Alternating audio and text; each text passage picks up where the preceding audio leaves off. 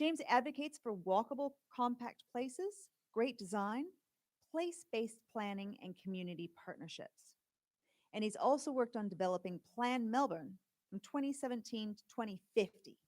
I don't know about you, but I can't even think that far ahead. Well, let's let James tell us all about it. Ladies and gentlemen, James Mant. Thank you. Um, that was a great segue, actually, because there's a few questions there which are going to relate quite closely to what I'm going to be talking about. So I'm not an architect. Sorry, I feel I should apologise. I'm a town planner or a wannabe architect, I think we're called. But what I'll talk about first is I just want to show you how planning and health and sport are linked, and I'm going to take you back first. So when we met as a group, we actually mentioned this place in England called Bourneville, and it's a development that was to support the community around the Cadbury factory, basically for the workers there, and it was really developed around social betterment. So it was around how you look after your workers, how they can get better, better health, concerned about health and fitness.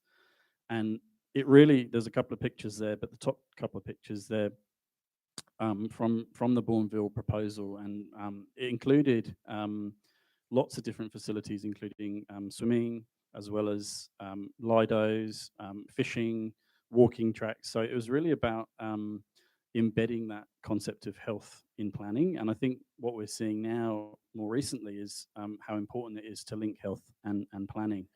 And so that really is just to demonstrate that planning and sport and health is not something new. We've been thinking about this. Humans have been settling places and creating places for thousands of years, and it's been something that's been considered lots of times before.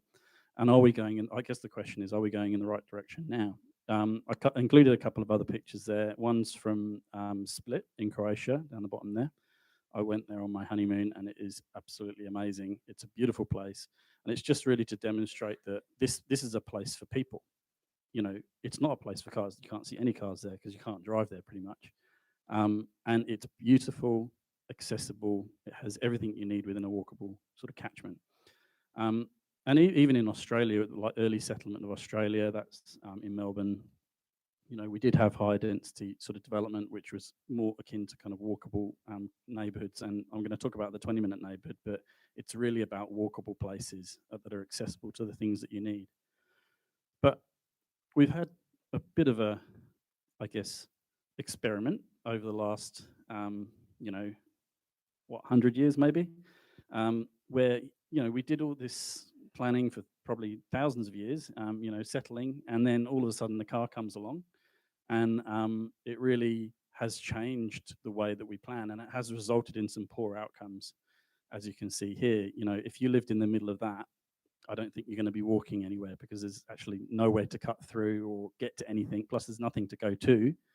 There's no other facilities. It's monocentric housing, and we've had pressure to develop to have affordable housing, but we're not seeing any affordable living, which is I guess not just the house itself. It's about your whole life. It's about keeping things affordable, and the people who live in these types of areas are often, there's a lot of issues around health and the fact you have to drive everywhere.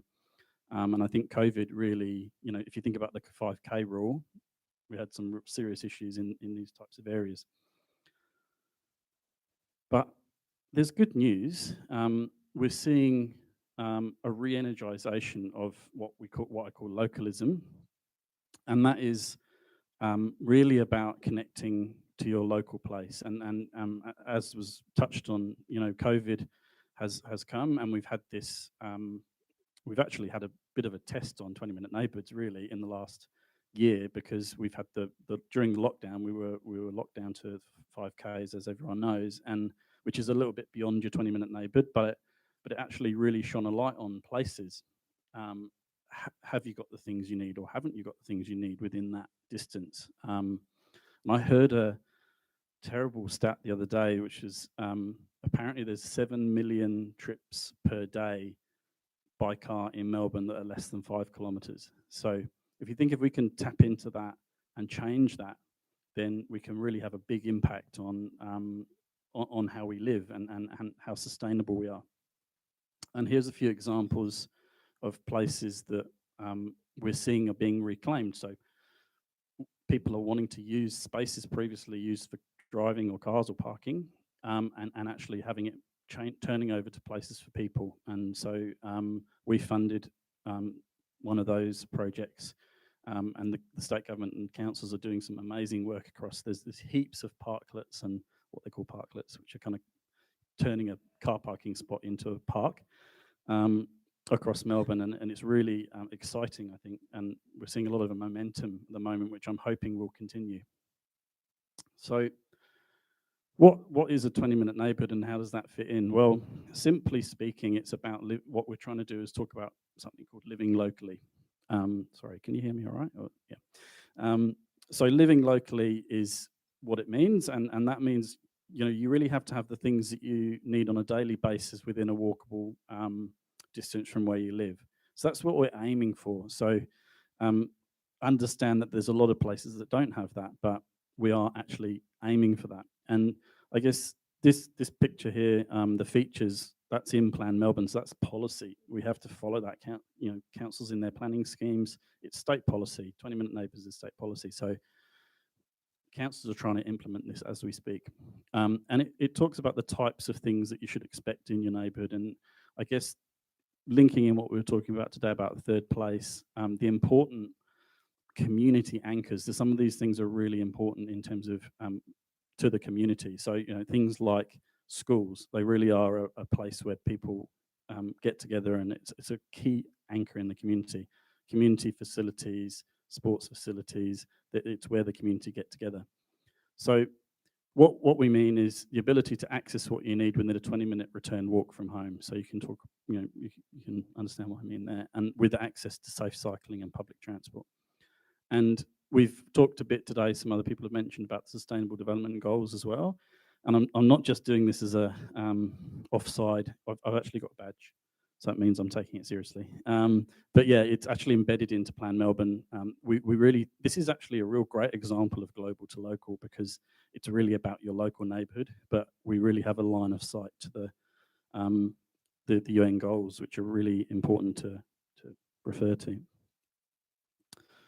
So yeah, what do we mean by this? So what makes a 20-minute neighbourhood? What are the elements? There's lots of elements. It's very complex. It's actually about places, all the things that make up a place. But yeah, we're talking about third place. Obviously, there's some change in what that third place is. Traditionally, as Dion was saying, it's the place which is not home or work. But now, obviously, you might find people working in cafes like that now, because it's getting mixed. So your third place is a slightly different concept now. But we talk about dense places with compact mixed uses, lots of different things to be able to access to local parks, open space, well connected and safe, has diverse housing, it has a high quality attention to detail in the design. It's high quality public realm. Attention to detail. I really love that photo there in the left-hand corner.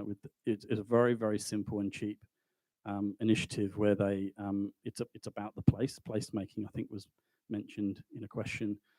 They painted all the bricks, and it's just brought that street, that little pathway to life, and it just shows you that the small things can make a big difference. And then also be connected to public transport, linking to other places. So what we have been doing in DELWP is working with local councils. So as was mentioned, I worked on Plan Melbourne, which is the metropolitan strategy for Melbourne till 2050. 20-minute neighbours are a key part of that. But after we released the plan, it was like, well, who's going to be implementing this? It's going to be the development industry, and it's going to be councils. So we went out and talked to several councils, one of which was Moonee Valley, and one of the pilot sites was actually Strathmore, not far from here. And we tested with the community what they believed, what they thought it meant, and what it meant for them in their local community. And we did what was called a community partnership approach. So really upfronting the discussion with the community about what it means. And here's some examples of events that we had. We had Coffee with a Cop. We had Stories of Strathmore down the bottom in the middle, which is a really lovely little project that Moonee Valley did, where they interviewed local people and traders about their life story and why they were in Strathmore, and it was really, really nice. They posted it up around the centre, and it just gave you that real connection to the people who lived there and their stories. So it was really lovely. And there was pop-up consultation. There was a street party, and we tried to sort of consult with the community through other events because, and this one was one which Moonee Valley did, which was a pop-up movie night, and that's a nice example of some of these sporting facilities used for other uses as well. And you know, there was beautiful evening, movie night plus consultation event as well, and using spaces differently. So it's a nice little side thing there.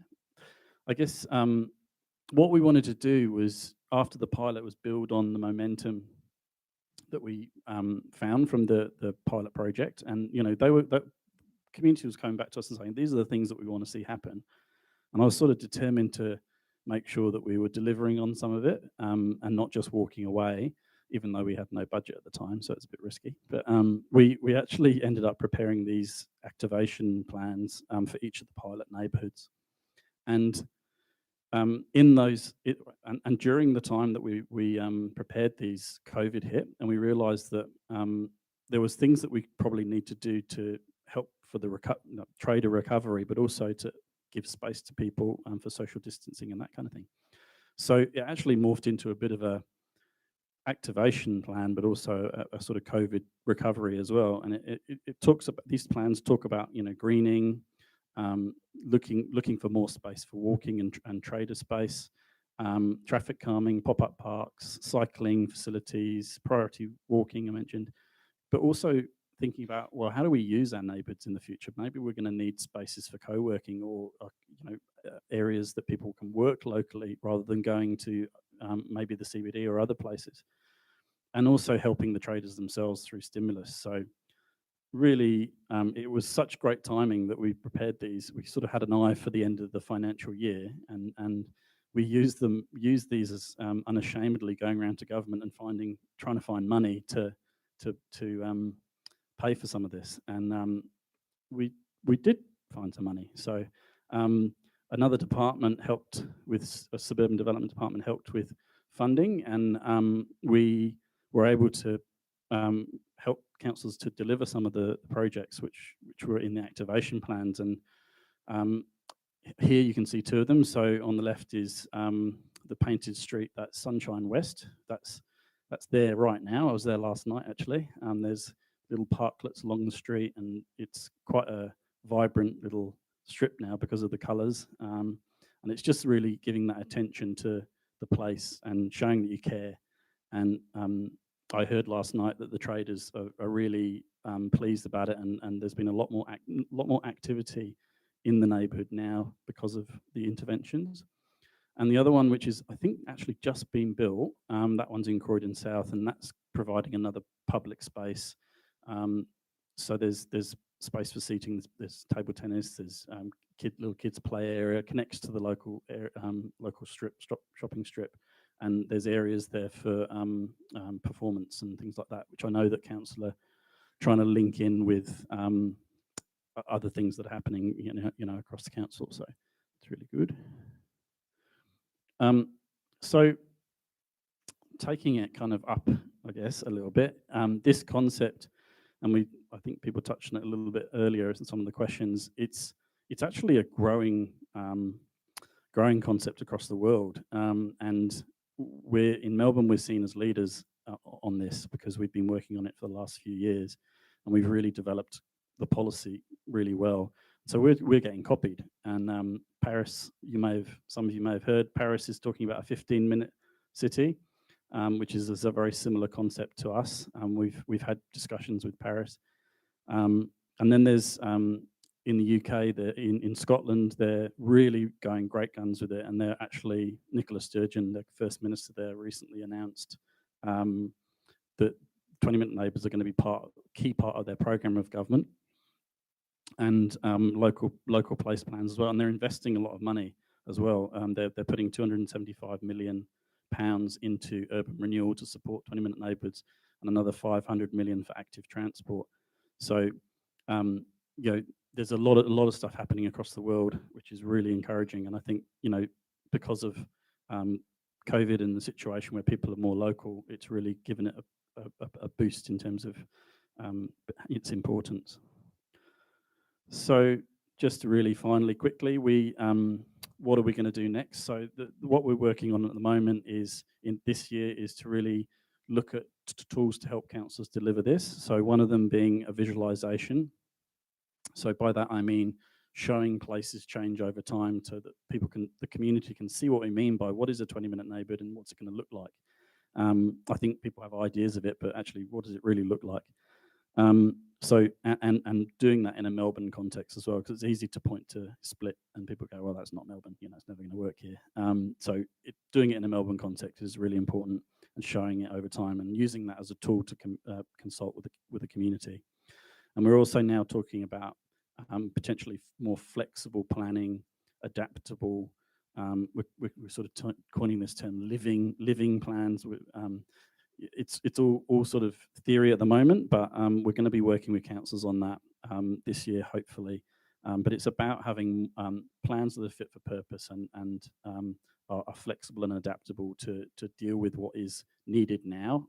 Often in planning, we do these lengthy structure plans which take 3 years, and then at the end of it, it's approved and everyone's unhappy, and it ends up at VCAT and everyone's arguing, and then you open it and you go, well, this is out of date. So, it doesn't always work too well. So we need to think about new ways of doing things. We also are looking at trying to support best practice, because it's not the government that deliver the development, it's the development industry. So if we can point to best practice and encourage, and actually even maybe fast track and help deliver best practice, then that's going to be really important as well. So just to round it out, I think the third place, this concept of third place is really key to 20-minute neighbourhoods, and where you are other than home and work is really where neighbourhoods are that they contain the facilities that you need on a day-to-day basis, and it is about access, and it's about your community connection. So thank you.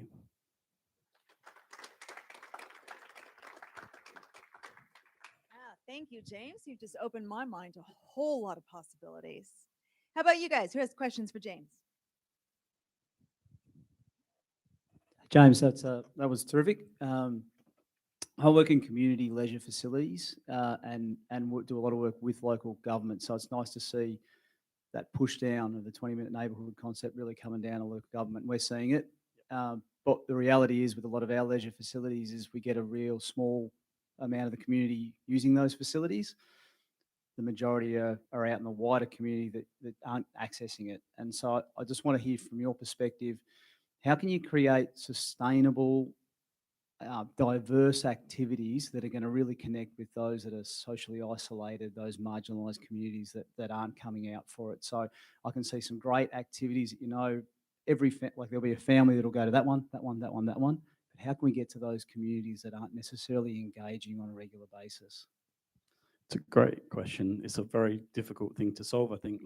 We tried to do that as part of the pilot in terms of involving and as I said, connecting into different events and activities that normally you wouldn't, and not hear from the same voices all the time, because in planning you tend to hear from the same people with the loudest voices, and you don't get lots of people coming to a strategic planning and listen to strategic planning in the town hall kind of thing, but you're going to get people going to a movie night. So I think that connection is really important, and I'm not an expert on that issue, but I think one of the things that we learned during the pilot was that this is not about planning or community development or economic development. It's about the place, and it's about bringing together those different elements across councils, but also in the community together about the place and that connection that you have. So I don't know if that answers your question, but that's kind of what we did in our project. Another one. Didn't answer your question. No, just one other thing. One thing about COVID-19 is that it has driven an amazing interest in cycling, and it's something that we don't want to leave untapped, I think. So, and I imagine it would have thrown up a nice curveball for the town planning, and how can we harness this renewed or new effort into cycling to connect more with these 20-minute neighbourhoods? What's the thoughts around that? Yeah, it's a really good point, and we've seen lots of pop-up cycling lanes being put up, and particularly in the city of Melbourne and around there. And I think when we see pop-up cycling lanes, they end up becoming permanent. I think that's really important, because people can see how it works. It gets more people out cycling. I saw a stat the other day in Europe that there'd been a huge percentage increase in cycling just by putting those pop-up lanes in, and it gets that behaviour change, which is really important. So I totally agree. I think Melbourne should be a cycling city. It's relatively flat, but one of the issues is around safety, and about having those segregated lanes is really important.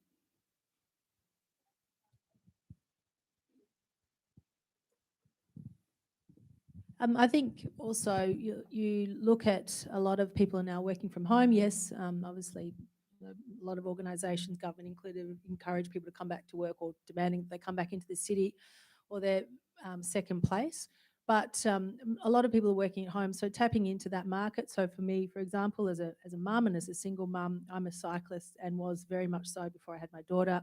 Haven't been able to cycle much in the last 7 years, but once COVID, the restrictions lifted, I started back cycling again. So it's creating groups that are friendly, that are teaching, that are safe, and getting those groups out and moving, which I did a lot of that through that This Girl Can program, getting women active. And so tapping into it from that perspective and asking them to answer going back to the first question you asked, I think it's also about just going back to the community and asking what they want.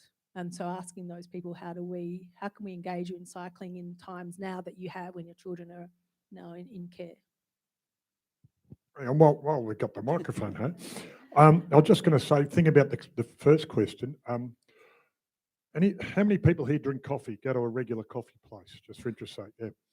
I can give you about half an hour on coffee, but I won't. But I go to a place and the coffee's really good, and I've gone to another place and the coffee's really good, and I won't go back there. Because one is inviting and friendly and draws you in, the other one is not. So it's not just about the place, it's about how people are greeted and how they're accepted. And sometimes with that, so those places, how do we get people there? They actually have to feel like they want to be there. So you actually have to make them. I remember one girl at a coffee place, lovely coffee, beautiful built environment. And then she was a young student, probably a bad night or a bad, break with a boyfriend. If she could have thrown a coffee at me, she would have. She put it on, unfortunately, can't throw a cup of coffee too far without spilling it. But she put this in front of me, and I felt like going, excuse me, I know this is your part-time job. I know you've got other things, but if you just practice smiling at people and greeting people, you actually might do very well in the next job. And that's a really important place. It's not just about the built environment, it's about the people environment too. I think that's really important.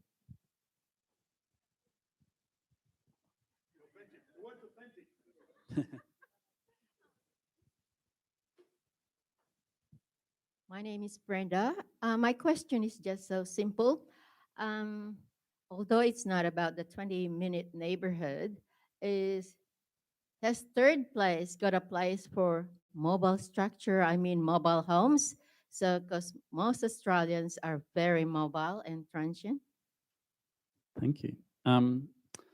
Actually, there's one of the pilot. In fact, it is Moonee Valley. Yes, Moonee Valley, as part of the pilot, has spent some of the money that we gave them on it's not a mobile home, but it's actually a mobile, well, they call it, it's a library, but it's actually more of a, I guess, using different technology to work and use as a library as well, and with a pop-up kind of situation where you can, put chairs out and tables, and people can work there with Wi-Fi. So, and that's about activating different places, so they can move that around to different neighbourhoods and activate different places. In terms of mobile homes, I haven't thought about that. Let me have time. I'll come back to you in the break. James, a great presentation. Thanks. There seems to be an overarching theme about sports stadiums and another overarching theme about permeability. The common thing about sports stadiums is they take up a lot of ground, they have a huge perimeter, and that perimeter is generally not permeable, mainly because we want to keep ticketing clean and safety clean. How does DELWP plan to address some of those issues about having these huge circumferences that block off parts of the city, like Flemington Racecourse or Marvel? Are there any strategies about the 20-minute city that could be applied to how sports stadiums kind of integrate with the greater community? I guess there's plenty of policy there to support it, and 20-minute neighbours is all about permeability. So we encourage councils to take on the policy and to apply it when they're looking at applications, and think about the issues around walkability and accessibility. When they're and you don't want to have big structures that block, whether that be stadiums or roads or rail. We've had the level crossing removal project, which has really opened up, made places more permeable. So I think you can apply it to anything, and I think it's important that when things are being assessed locally for applications, that they take that into consideration.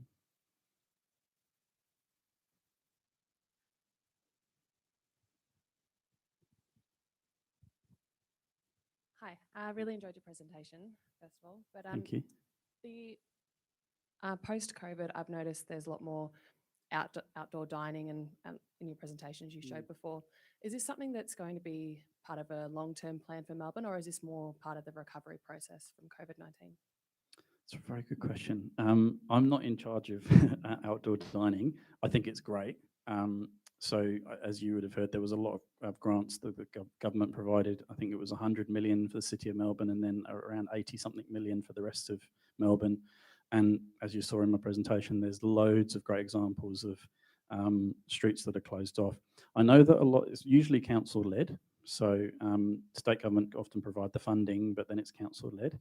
And I know that a lot of councils have actually, and I've done it for my local council, they've put surveys up about, do you want to see this become permanent, and your experience of that place. So I'm hoping that people will see the benefit, and they've been very successful in my local area. So if people are voting for it to become permanent, then it should. And I think councils are doing it already. I was at Brimbank Council last night, and they were talking about, we were talking about Sunshine West, which has got the temporary, but they were saying about how some of the other centres, they've done that over the last few years, and now it's become permanent.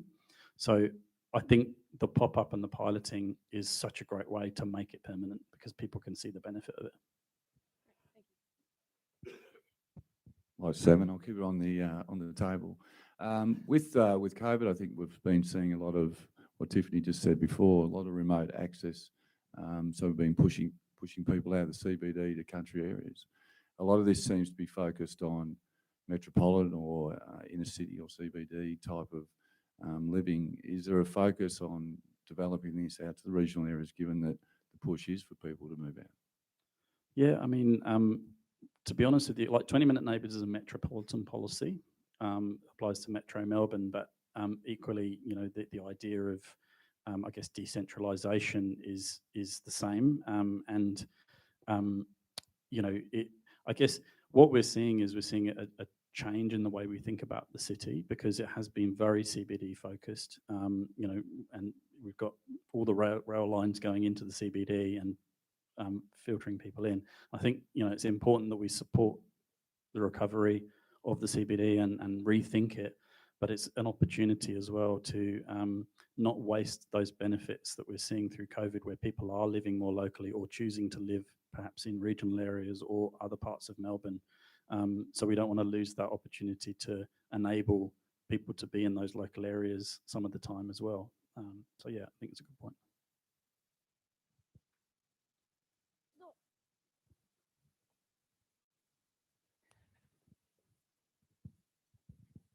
Thanks for your presentation, James. No worries. I'm a resident of Richmond. I'd be tipping that we possibly might already be a 20-minute neighbourhood. Are there any in Melbourne currently? If not, what would be the first 20-minute neighbourhood? It's a very good question, actually. We're sort of trying to work that out because it's not an easy answer, but I would say that most of the inner areas like Richmond are already 20-minute neighbours. It doesn't mean that they work perfectly. You know, there's issues that need to be resolved in those areas, as any place. But in terms of population, facilities, and access, it's pretty much there. I mean, our focus hasn't been the inner city, so you know we sort of go, okay, that's one thing, but the middle part of Melbourne, which is sort of 1950s sort of neighbourhoods, that's where we did the pilots, and the greenfield. Those are where the bigger challenges are. So that's been where our focus has been. I think it'd also be good though to champion some of the 20-minute inner neighbourhoods anyway, particularly given the planning minister he's the member for Richmond as well. And I think in terms of encouraging that collaboration between all levels of government to really make this happen and have some exemplar neighbourhoods that fit that criteria would help the cause. Absolutely, no, I agree with that, and it is about that collaboration across all levels. That's really important because we do have so many players in this space, and it is complex because so many things make up a place. You know, you've got different parts of government that are potentially doing something which is contrary to what you're trying to achieve. So it's getting people behind that vision, not just in local government, but across local government, within the councils, and also across state government, which is where we come in. We try and facilitate that. So back to your Plan Melbourne, is there a scorecard or checklist around where neighbourhoods are tracking across the icons and things you showed on an earlier slide, where there might be some obvious gaps around schools or sporting facilities and things like in some of those potential 20-minute neighbourhoods? Yeah, there's actually another action that we need to address, which is called a neighbourhood index, which I think is what you're talking about. And it's a lot of work and it's quite complex, but we are doing work on it at the moment. We're looking at existing neighbourhoods and seeing where the gaps are. So I'm hoping we'll be able to make that public at some point. But yeah, it's once you start drilling down, there's a lot of questions that get raised, like how far would you walk to something? Then when you look at actual places, we looked at the walkable catchments in the pilot neighbourhoods, and actually when you start looking at that, it becomes complex as well about directness, shade, topography, all these things. So yeah, we're doing it, but it's not out yet. Thanks. Watch this space. Thank you very much. If there's any other questions, we will have an opportunity at the end to ask any of the panelists questions. Thank you so much.